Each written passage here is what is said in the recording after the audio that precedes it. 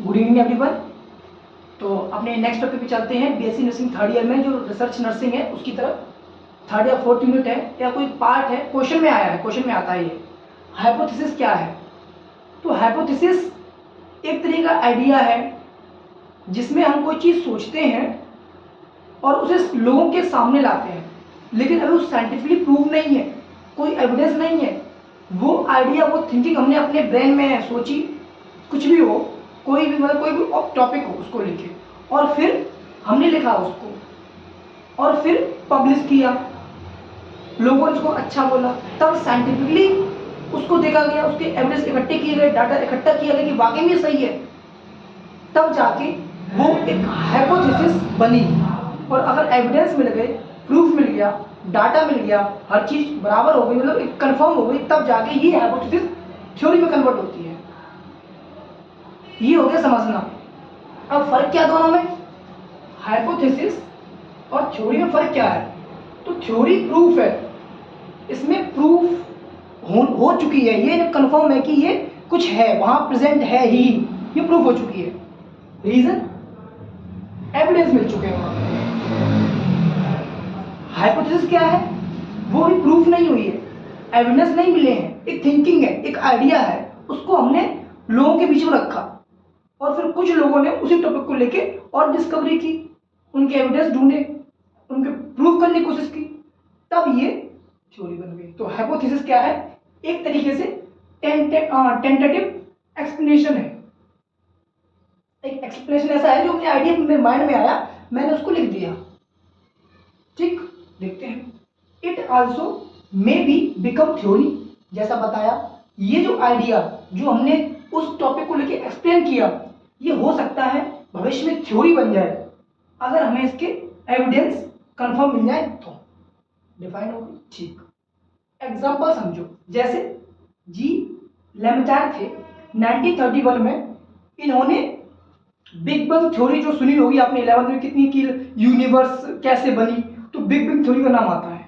तो ये थ्योरी बन चुकी है, लेकिन इससे पहले इन्होंने सिंगल एटम लिया था, उसके ऊपर लिख के कुछ पेपर पब्लिश किए थे और फिर जाके इसके एविडेंस मिले, उसका एक्चुअली प्रूफ मिला, और आज लोग इस चीज को बिग बैंग थ्योरी के नाम से जानते हैं। दूसरा एग्जांपल अल्बर्ट आइंस्टीन हुए, इन्होंने वही किया, पहले जो चीज इन्होंने थ्योरी ऑफ रिलेटिविटी दी थी, तो पहले पेपर पब्लिश किया, उसको समझा, उसको लिखा, पर प्रूफ नहीं था, एविडेंस नहीं था। फिर जब समझा कि मेरे को आइडिया आया था ये क्या चीज है, और फिर उस आइडिया के लिए प्रूफ मिलते गए, एविडेंस मिलते गए, तो रिलेटिविटी ऑफ थ्योरी बन गई। एग्जांपल हो गए। तो रिसर्चर क्या करते हैं? स्टडी करते हैं कोई भी थ्योरी को, कोई भी थ्योरी मान लो, कोई टॉपिक को, तो एक आइडिया आता है, उसको पेपर पब्लिश करवाते हैं, डाटा एनालिसिस करते हैं, फिर बाद में जब ये साइंटिफिकली लोग सपोर्ट करेंगे तो ये थ्योरी बन गई, नहीं सपोर्ट किए, एविडेंस नहीं मिले, प्रूफ नहीं मिले, तो ये ना तो हाइपोथेसिस रही, और मतलब जो सोचा था वो बेकार हो गया। फिर नए लोग आएंगे, नए पढ़ेंगे, एविडेंस मिले, डाटा मिला, तो वो हमारा क्या, हाइपोथेसिस बन जाएगी। ठीक, नेक्स्ट इसके और चीज देखते हैं।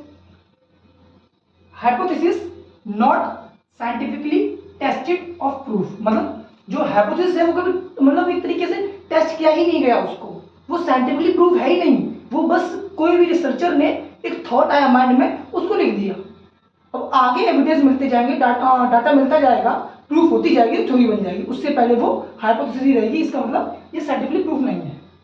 Second, based on limited data, मेरे पास एक्चुअल डाटा भी नहीं है, उसका लिमिटेड है, क्योंकि हम अभी जो भी दिमाग में आया लिखते गए, जो भी मन में आया लिखते गए।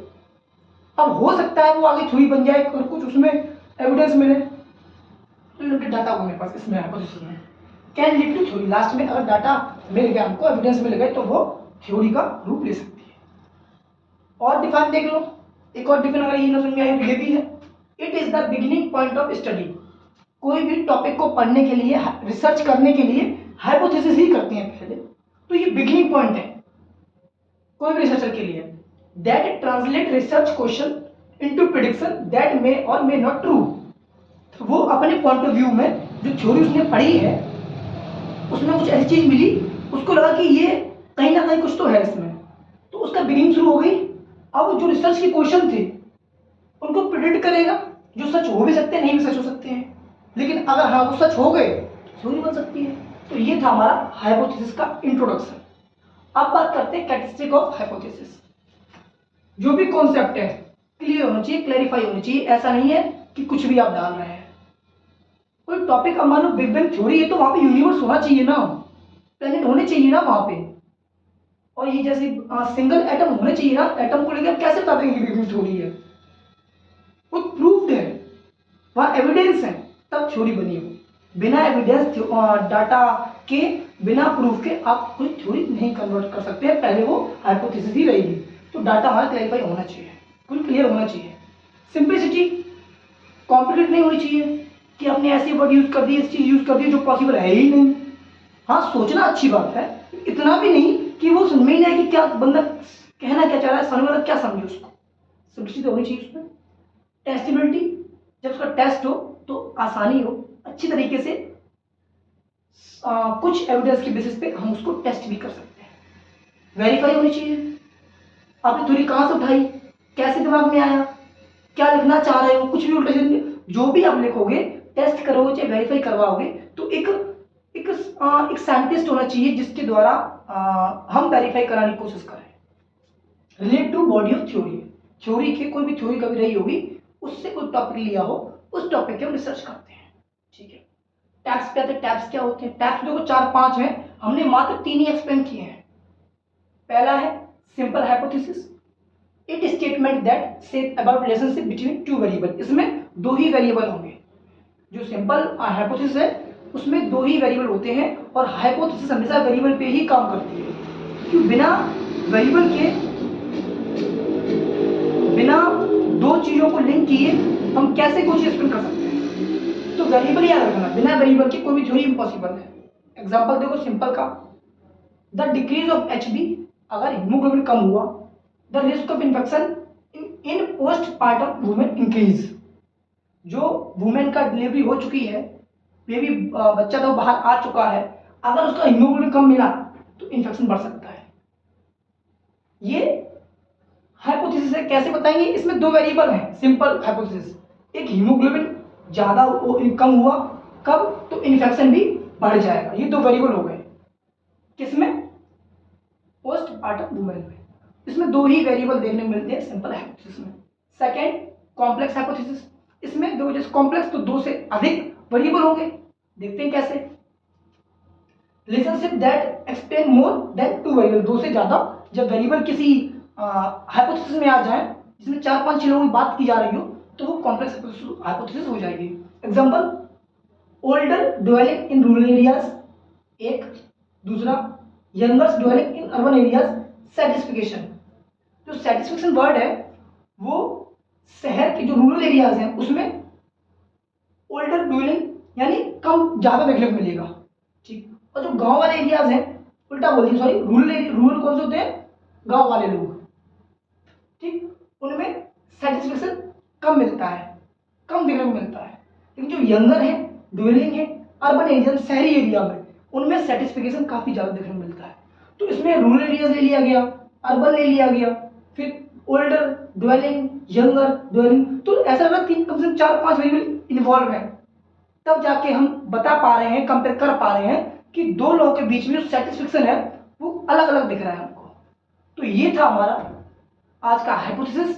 पर लास्ट टेक्स्ट बचा है, ये हो सके इन दोनों को बाद में लिखना, पर पहले ये है directional hypothesis, non directional hypothesis. Directional hypothesis है, उसमें पॉजिटिव, नेगेटिव, इंक्रीज, डिक्रीज, ये सब कुछ देखने को मिलता है कि कह सकते हैं कि उसके अंदर हीमोग्लोबिन बढ़ गया, इसलिए क्या कहते हैं, एक तरीके से बहुत प्रॉब्लम क्रिएट हो गई।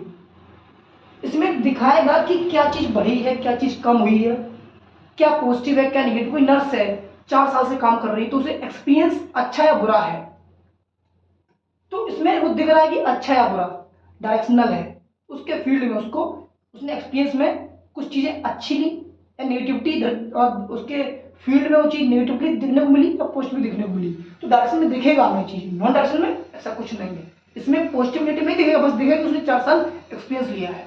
हाइपोथेसिस, तो ये था आज का टॉपिक हाइपोथेसिस।